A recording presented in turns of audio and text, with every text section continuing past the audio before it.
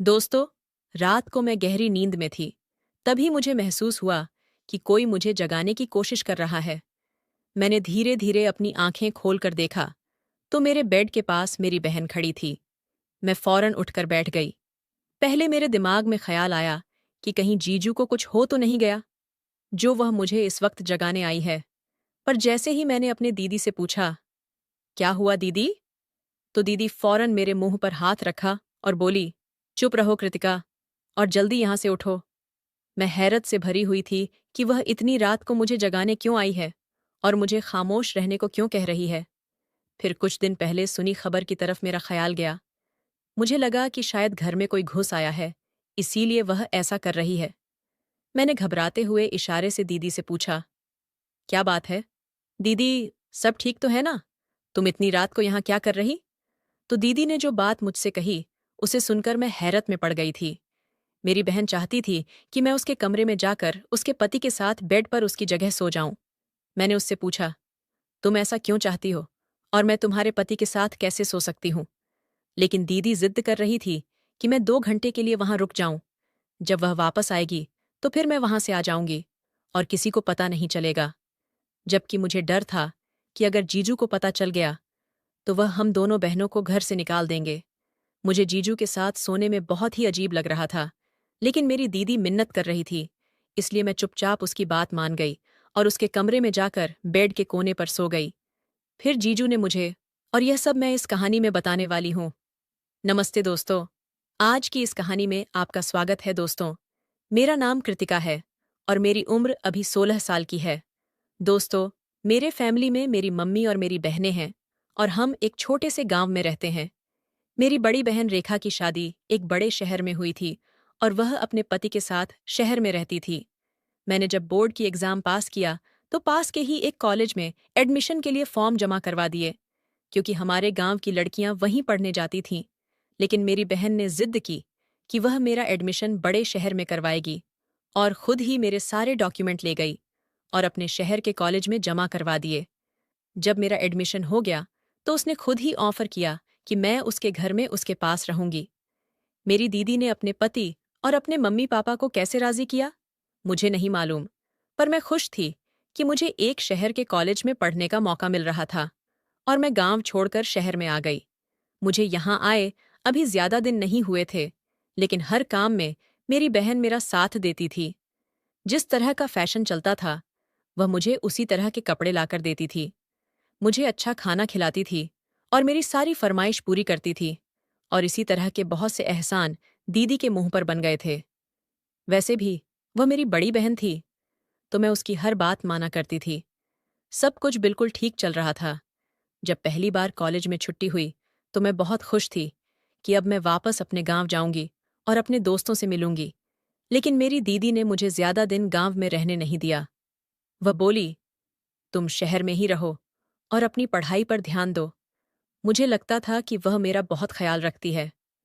वह मुझे शायद इसलिए इतना मोटिवेट करती है क्योंकि खुद उसने छोटे से ही कॉलेज में पढ़ा था, और शायद वह यह चाहती थी कि उसकी बहन अच्छे से पढ़े और गांव में सबसे आगे रहे। मेरी बड़ी बहन के दिमाग में क्या चल रहा था यह तो मुझे मालूम नहीं था। मेरी छुट्टियां अभी कुछ दिन बाकी थीं, फिर भी मैं गांव से वापस आ गई। मेरे जीजू भी मुझे घर का एक हिस्सा ही समझने लगे थे, इसलिए उन्हें भी मेरी आदत हो गई थी। वह भी मेरे वापस आने से बहुत खुश थे। जिस दिन मैं गांव से वापस आई उस दिन थकान की वजह से मैं जल्दी सो गई। आधी रात को मेरी बहन मेरे कमरे में आई। उसने चुपके से मुझे अपने कमरे में जाकर सोने को कहा और मेरे सवाल करने पर कहा, मेरी दोस्त हॉस्पिटल में है और उसे मेरी जरूरत है। तुम्हारे जीजू उसको बिल्कुल पसंद नहीं करते। तुम जाकर मेरे कमरे में सो जाओ ताकि उन्हें मालूम ना हो कि मैं कमरे में नहीं हूं। मैं इस बात पर खामोश हो गई और इस पर ज्यादा सोचा नहीं। लेकिन मुझे क्या मालूम था कि एक बार उसकी बात मानकर मैंने अपने लिए क्या मुश्किल खड़ी कर ली है और यह चीज मेरे ऊपर क्या क्या मुसीबतें लाएगी। ये सच्चाई मुझे नहीं मालूम थी। इस बात को 2 हफ्ता ही गुजरा था कि दोबारा से मेरी बहन ने मुझे उसके कमरे में जाकर सोने को कहा। मैं तो बहुत बहस कर चुकी थी, लेकिन आखिरकार मुझे उसकी बात माननी पड़ी, और जब 4-5 बार यही आदत रही तो मैं भी अब बहस करना छोड़ चुकी थी। जब भी वह मुझे जगाती मैं खामोशी से उसके कमरे में जाकर सो जाती। लेकिन एक दिन मुझे ऐसा महसूस हुआ जैसे मेरे जीजू जाग रहे हैं और उन्हें मालूम है कि बिस्तर में उनके साथ उनकी पत्नी नहीं, बल्कि साली है। मुझे बहुत डर लगा और मैं सोच रही थी कि अगर उन्होंने मुझसे सवाल कर लिया कि तुम मेरे साथ क्यों लेटी हो, तो फिर क्या होगा। मैंने जैसे तैसे कुछ घंटे गुजारे और करीब 4 घंटे बाद मेरी बहन वापस आ गई। दूसरे दिन मैंने दीदी को बताया कि मुझे लगता है कि रात को जीजू जाग रहे थे और उन्हें सब कुछ मालूम है। लेकिन मेरी बहन कहने लगी, नहीं, उन्हें कुछ मालूम नहीं है। अगर मालूम होता तो यकीनन वह मुझसे सवाल करते या तुमसे सवाल कर लेते। तुम डरो मत। मुझे उसकी इस झूठी तसल्ली से बिल्कुल भी सुकून नहीं आ रहा था। अब तो मेरा कॉलेज भी शुरू हो गया था और दीदी का यह सिलसिला भी जारी था। मेरी बहन पहले 2 हफ्तों में एक बार जाया करती थी, पर अब तो हर 2-4 दिन बाद जाया करती थी। मेरी बहन मुझे कभी नहीं बताती थी कि वह कहाँ जाती है। पूछती भी थी तो इस सवाल को सख्ती से टाल देती थी। हैरत की बात तो यह थी कि वह जिस दोस्त का नाम बताती थी, उस दोस्त को मैंने आज तक नहीं देखा था और ना कभी वह हमारे घर आई थी और ना ही मेरी बहन कभी दिन की रोशनी में उससे मिलने गई थी। मुझे शक हो रहा था कि वह कुछ तो गलत कर रही है, लेकिन बता नहीं रही थी। मैंने सोच लिया था कि इससे पहले कि यह बात खुल जाए, मुझे सारी हकीकत मालूम करनी होगी। इसलिए मैंने सारी प्लानिंग कर रखी थी। 4 दिन हो गए थे और मेरी बहन ने मुझे रात को अपने कमरे में जाने को नहीं कहा था। इसलिए मुझे यकीन था कि आज की रात वह जरूर जाएगी। जब रात को बहन ने मुझे जगाया तो मैं चुपचाप उसके कमरे में जाकर उसके बिस्तर पर लेट गई। और जब उसने देखा कि मैं लेट गई हूं तो वह घर से निकल गई। लेकिन मैंने सारी प्लानिंग पहले से ही कर रखी थी, इसलिए फौरन तकियों से अपना शरीर बनाया और दबे कदमों से उसके पीछे पीछे घर से निकल गई। मुझे डर भी लग रहा था, लेकिन मुझे सच्चाई का पता लगाना था। मुझे नहीं मालूम था कि इसका अंजाम क्या होगा, लेकिन जहां मेरी बहन जा रही थी, मैं भी वहीं उसके पीछे पीछे जा रही थी।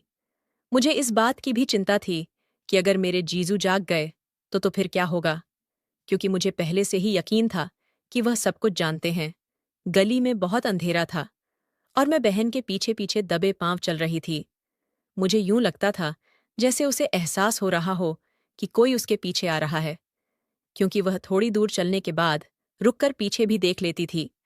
लेकिन मैं अंधेरे में काली चादर लेकर चल रही थी, इसलिए शायद उसे नजर नहीं आ रही थी।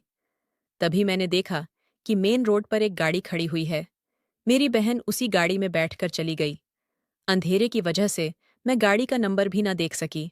और हैरत की बात यह थी कि गाड़ी की हेडलाइट वगैरह भी ऑन नहीं थी और गाड़ी भी काले रंग की थी।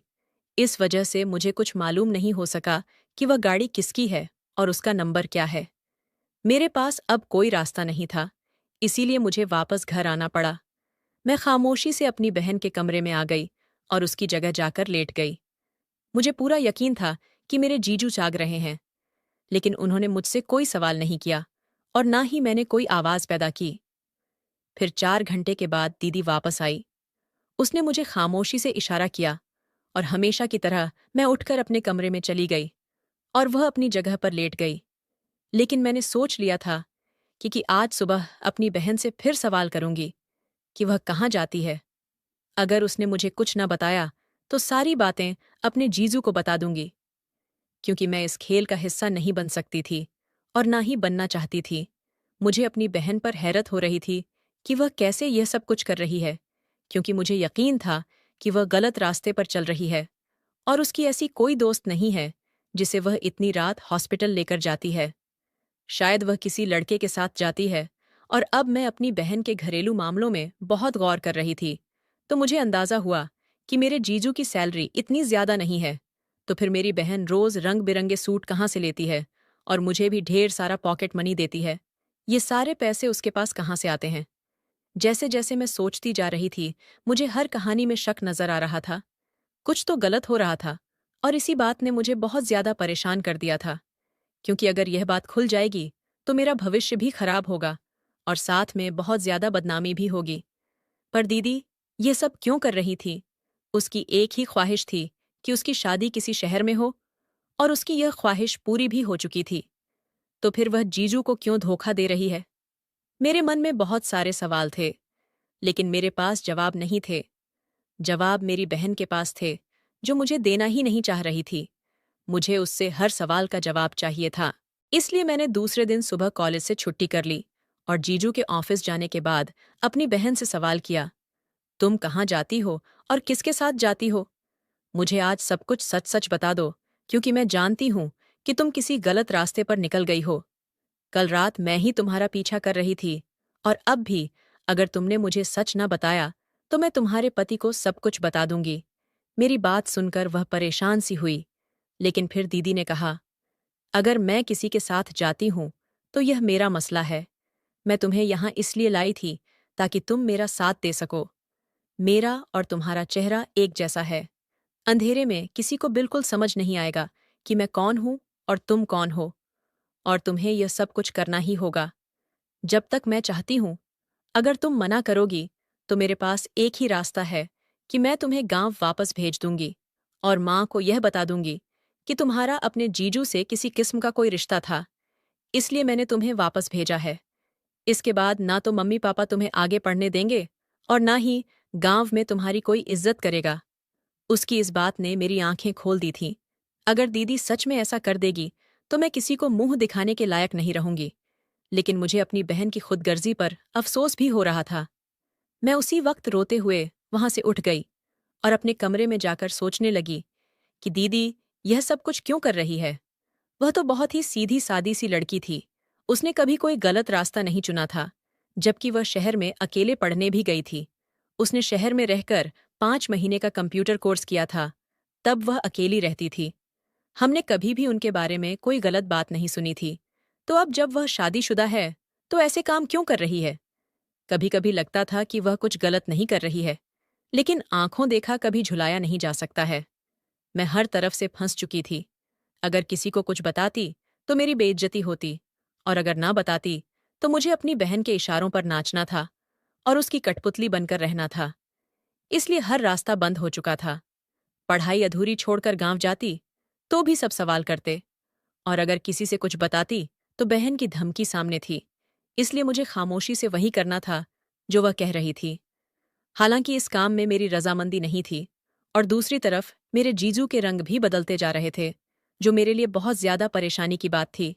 वह बहन के सामने तो बिल्कुल नॉर्मल रहते थे, लेकिन जैसे ही मेरी बहन आगे पीछे होती तो वह मुझसे इशारों में बातें करने लगते, जैसे वह जानते हो कि मैं रात को उनके पास सोई हूं। अब यह बात मेरे लिए और ज्यादा मुसीबत थी। मैंने सोचा था इस बारे में जीजू से बात कर लूंगी, लेकिन अब उनकी मीठी मीठी बातों की वजह से मैं उनसे भी खींची हुई रहती थी। एक बार मैं बहन की अलमारी से कोई चीज ढूंढ रही थी कि मैंने एक अजीब सी चीज देखी। अलमारी के पीछे की साइड कुछ छुपाया गया था, और जब मैंने वह खोलकर देखा तो मैं हैरत में रह गई। उसमें लड़कियों की जीन्स और शर्ट पड़ी हुई थी। ऐसे कपड़े तो हमारे यहाँ दूर दूर तक कभी किसी ने नहीं पहने थे। मैंने अपनी बहन को भी कभी यह सब पहनते नहीं देखा था। तो इसका मतलब यह था कि मेरा शक सही है। मेरी बहन गलत रास्ते पर चल रही है। वह ऐसे कपड़े पहनकर अपने किस दोस्त से मिलने जाती है। अब मुझे अपनी बहन से बड़ी नफरत महसूस हुई, और उधर जीजू का व्यवहार भी बदलते जा रहा था। और मैं यह बात बहन को भी नहीं बता सकती थी, क्योंकि जो खुद किसी गलत रास्ते पर चल रही हो वह मेरी क्या मदद करेगी।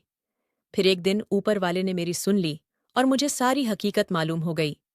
एक दिन की बात है कि मैं कॉलेज से वापस आई तो हमारे घर के सामने कुछ अजीब किस्म की भीड़ लगी हुई थी। मुझे किसी अनहोनी का आभास हुआ। मैं भीड़ को हटाते हुए जब अंदर पहुंची तो सामने का मंजर बहुत हिला देने वाला था।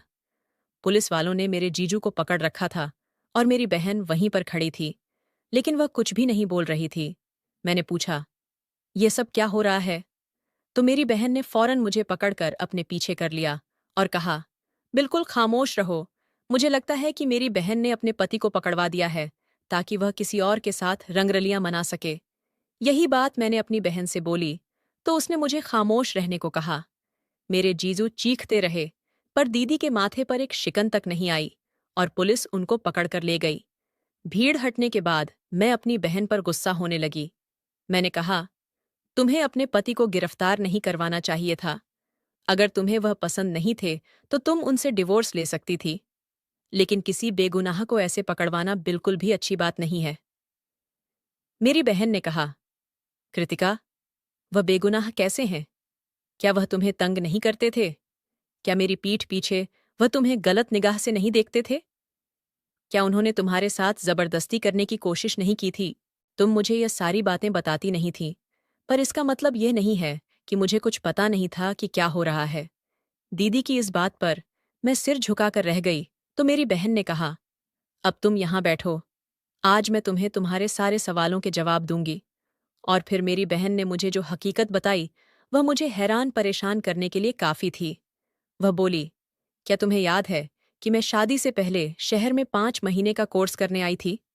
मैंने कहा, हाँ, मुझे याद है। इस पर उसने मुझे बताया कि वह कोई कंप्यूटर कोर्स नहीं था, बल्कि उसने पुलिस फोर्स ज्वाइन कर ली थी और वह उसकी ट्रेनिंग लेने आई थी। उसने ये बात किसी को नहीं बताई थी। कुछ साल के बाद जब उसके लिए रिश्ता आया तो मम्मी पापा ने जिद करके मेरी बहन की शादी कर दी।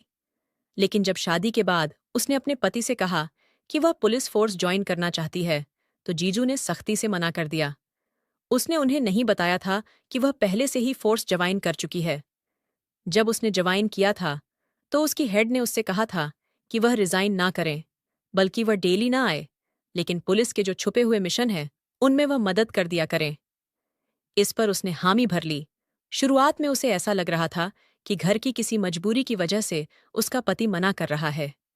एक बार एक छुपी हुई गैंग के खिलाफ उन्हें सबूत ढूंढना था और उसने अपने पति को बताए बिना ही काम शुरू कर दिया। लेकिन जब गैंग के बारे में मालूम किया गया तो पता चला कि जीजू भी इसी गैंग का एक हिस्सा है और इसलिए जीजू उसे पुलिस फोर्स ज्वाइन करने से मना करते थे।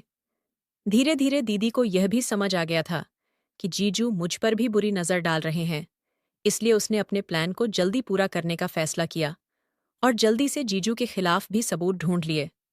दीदी बोली, आज मैंने खुद उसकी गिरफ्तारी भी की है, क्योंकि मैं अपने पति को खो सकती हूँ, लेकिन इस देश के साथ कभी गद्दारी नहीं करूंगी। और तू तो मेरी छोटी बहन है। मैं यहाँ तुझे पढ़ाने लिखाने के लिए लाई थी, पर मुझे नहीं पता था कि तुझे यहाँ ऐसा माहौल मिलेगा। अब मुझे अपनी सोच पर शर्मिंदगी होने लगी कि मैं अपनी बहन के बारे में क्या क्या समझ बैठी थी। मैंने तुरंत दीदी से माफी मांगी। उसने खुले दिल से मुझे माफ कर दिया। मेरी बहन ने अपने पति से डिवोर्स ले लिया और पुलिस फोर्स ज्वाइन कर ली। हम अब भी इस शहर में रहते हैं, लेकिन अब मेरे सिर पर किसी जीजू का साया नहीं था और ना ही मुझे डर सताता है कि मेरी बहन किसी गलत रास्ते पर चलेगी और मुझे इस्तेमाल करेगी, क्योंकि आंखों का देखा हमेशा सच नहीं होता। तो दोस्तों, आपको यह कहानी कैसी लगी, कमेंट करके ज़रूर बताएं। अगर आपको यह कहानी पसंद आई हो तो इसे लाइक करें और अपने दोस्तों के साथ शेयर करें। आगे भी ऐसी ही रोमांचक कहानियों के लिए हमारे चैनल को सब्सक्राइब करें और बेल आइकन दबाना ना भूलें, ताकि आप हमारी कोई भी कहानी मिस ना करें। धन्यवाद।